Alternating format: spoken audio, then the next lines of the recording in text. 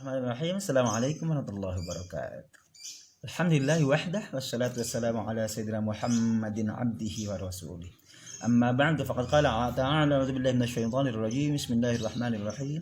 Alimallahu annakum kuntum takhtanuna anfusakum fataba 'alaikum wa 'afa 'ankum. Fal'ana bashiruhunna wabtaghu ma kataballahu lakum. Al-ayah sadaqallahul 'azim. Hadirin, video ke-9 hari ke-9 tanggal 9 Ramadan 1441 Hijriah ini kita akan lanjutkan pelajaran kita mengupas ayat-ayat tentang puasa. Yang hari ini kita sampai pada bagian yang kedua, ayat puasa surah Al-Baqarah surah kedua ayat 187 bagian yang kedua. Hadirin rahimakumullah, di bagian yang pertama kemarin disampaikan bahwa Allah uhilla lakum lailatas syiyamir rafathu ila nisaikum. Allah menegaskan bahwa Allah menghalalkan untuk bergaul bersama dengan istri, menggauli istri pada malam-malam suci Ramadan, malam-malam berpuasa. Hunna libasul lakum wa antum libasul lahun. Mereka adalah istri adalah pakaian baju bagi suami, suami sebaliknya adalah pakaian dan baju bagi istri. Nah, di penggalan yang kedua ini kita sekurang-kurangnya akan mengambil ibrah dari 4 kata kunci. Yang pertama, takhtanun. Yang kedua, fataba 'alaikum wa 'afa 'ankum. Yang ketiga adalah bashiruhunna. Yang keempat, wabtahu ma kataballahu lakum. Alhamdulillah, bagian yang pertama. Alimallahu annakum kuntum takhtanuna anfusakum. Allah mengetahui bahwa kalian telah mengkhianati diri kalian sendiri. Kenapa kok dianggap mengkhianati diri kalian sendiri? Hadirin, kalau masih ingat kemarin sudah disampaikan asbabun nuzulnya bahwa ayat ini adalah merespon kesalahan persepsi para sahabat Nabi SAW. Ada sebagian sahabat Nabi yang beranggapan bahwa pada malam puasa, malam Ramadan, mereka tidak boleh menggauli istri mereka. Sebagian, hari ini ditambahkan sekalian, sebagian ada yang beranggapan bahwa ketidakbolehan, keharaman menggauli istri itu berlaku setelah mereka tidur. Jadi mereka masih bisa makan dan minum sampai menggauli istri mereka sampai dengan menjelang tidur, dari maghrib sampai dengan menjelang tidur. Tapi setelah mereka tidur, maka yang haram bukan lagi hanya makan dan minum, tapi juga menggauli istri juga haram. Ini anggapan. Anggapan itu yang kemudian dianulir oleh Al-Qur'an surah Al-Baqarah 187 bagian awal ini, yang menyatakan bahwa Allah menghalalkan kita untuk menggauli istri kita sampai dengan batas waktu fajar menyingsing nanti. Hadirin rahimakumullah, tapi itu anggapan sudah kadung menjadi anggapan, sudah tak kadung menjadi pemahaman. Meskipun keliru, sudah kadung menjadi anggapan, menjadi common sense barangkali. Para sahabat Nabi sebagian beranggapan seperti itu. Mereka beranggapan haram, tapi faktanya ada sebagian mereka yang melanggar. Mereka beranggapan bahwa menggauli istri pada malam puasa itu haram, tapi ada sebagian yang melanggar anggapan mereka itu. Nah, ayat ini di bagian awal ini Allah menegaskan bahwa Allah Maha mengetahui, alimallahu annakum kuntum takhtanuna anfusakum, bahwa kalian berkhianat kepada diri sendiri. Menganggap itu salah tapi kemudian dilakukan. Tapi Allah tegaskan lanjutannya adalah fataba 'alaikum wa 'afa 'ankum. Allah mengampuni kalian dan Allah menghapuskan dosa kalian. Hadirin rahimakumullah, ini ketegasan Al-Qur'an bahwa mereka Allah ampuni dan Allah maafkan. Kenapa kok Allah ampuni dan Allah maafkan? Ini pertanyaannya. Hadirin rahimakumullah, kenapa dianggap Allah perlu mengampuni dan memaafkan mereka, padahal apa yang mereka lakukan itu tidak salah, tidak haram sesungguhnya kalau kembali kepada hukum Allahnya. Apa sebab? Sebabnya adalah sebab mereka beranggapan haram tapi melakukan. Itu sama dosanya.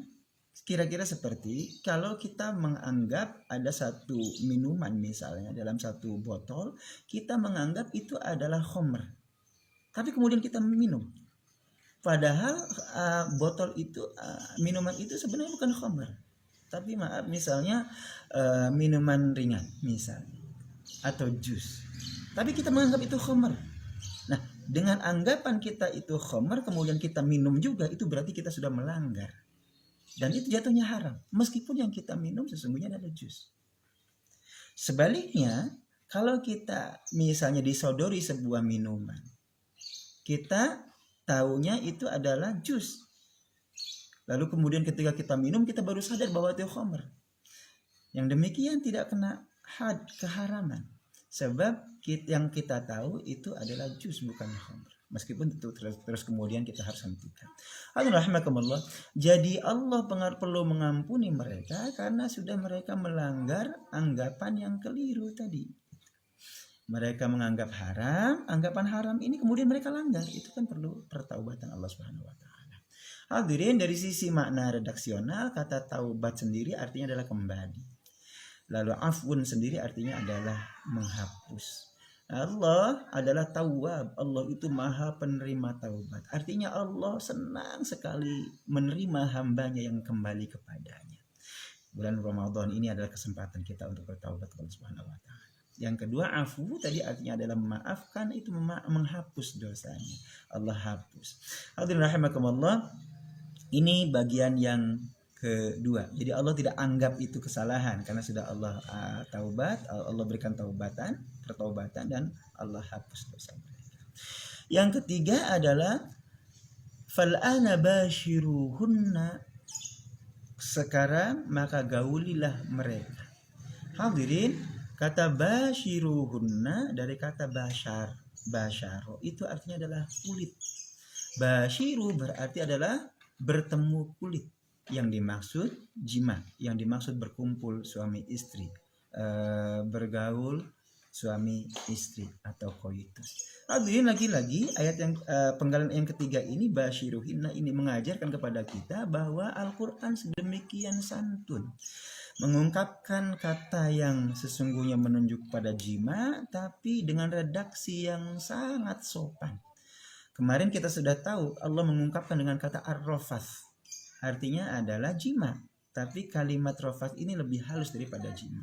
Demikian halnya dengan kata-kata basyiruhunna ini, pergauli mereka, maksudnya jima bersama dengan istri, tapi dengan tidak mengungkapkan dengan kalimat jima, tapi dengan basyiru, artinya bertemu kulit bertemu kulit. Yang dimaksud adalah bergaulilah mereka istri kalian.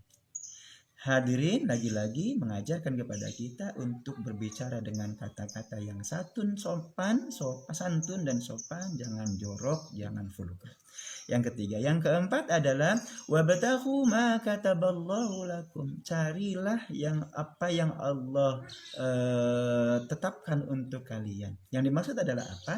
Adalah keturunan. Hadirin rahimakumullah. Bagian yang keempat, penggalan yang keempat ini mengajarkan kepada kita memang benar salah satu tujuan menikah di samping memenuhi ghariza, di samping memenuhi hasrat biologis manusia juga adalah agar mendapatkan keturunan. Dan itu itulah sebabnya maka kemudian Al-Quran, agama mengajarkan kita untuk melakukan pernikahan. Sebab itu adalah lebih baik cara yang terhormat untuk melanjutkan keturunan. Hadirin rahimakumullah. Ini 4 poin yang kita dapatkan di penggalan yang kedua surah Al-Baqarah 197. Mudah-mudahan manfaat. Terima kasih, kita lanjutkan agak berikutnya insyaallah. Assalamualaikum warahmatullahi wabarakatuh.